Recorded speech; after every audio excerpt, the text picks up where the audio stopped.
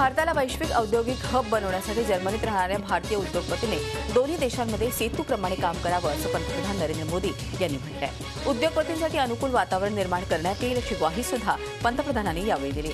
कृषी उद्योग आणि सेवा क्षेत्रात समतोल विकासाची गरजही मोदींनी यावेळी बोलून दाखवली। बर्लिनमध्ये आयोजित एका स्वागत समारंभ सोहळ्यात ते बोलत होते। पंतप्रधान नरेंद्र मोदी यांनी जर्मन दौऱ्यात हॅनोव्हर इथं इंडिया पॅव्हिलियन या जगातील सर्वात मोठ्या उद्योग मेळाव्याचं उद्घाटन केलं। यावेळी जर्मनीच्या चान्सलर एंजेला मर्केल यांचीही विशेष उपस्थिती होती। या उद्योग मेळाव्यामध्ये पंतप्रधान मोदींनी भारतीय बाजारपेठ वाढवण्याकरता पुन्हा एकदा मेक इन इंडियाचा नारा दिला।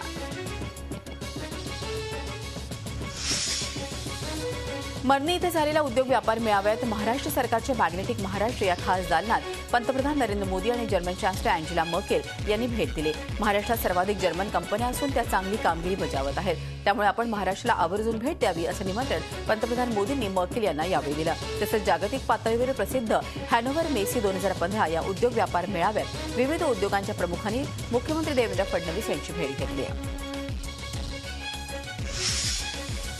नेताजी सुभाषचंद्र बोस यांची हत्या करण्यात आली असा आरोप सुभाषचंद्र बोस यांचे गनर राहिलेल्या जगराम यांनी केला। विमान दुर्घटनेत नेताजींची हत्या झाली असती तर त्याच विमानातले कर्नल हबीबुर रहमान बचावले कसे असा प्रश्न जगराम यांनी केलेला आहे। नेताजी सुभाषचंद्र बोस यांच्यासोबत आपण दिवस रात्र राहिलो होतो असा दावा 93 वर्षांचे जगराम यांनी केला आहे।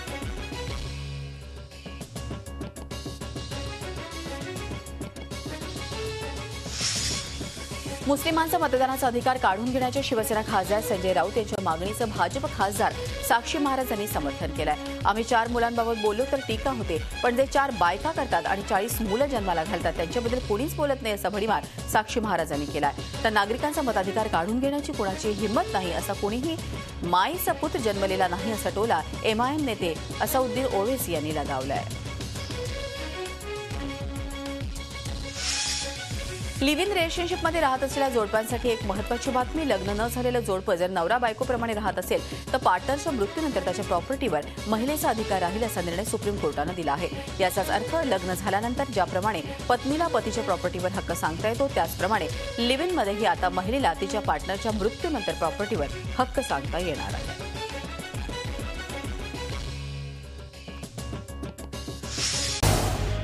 झी 24 तास रहा एक पाऊल पुढे।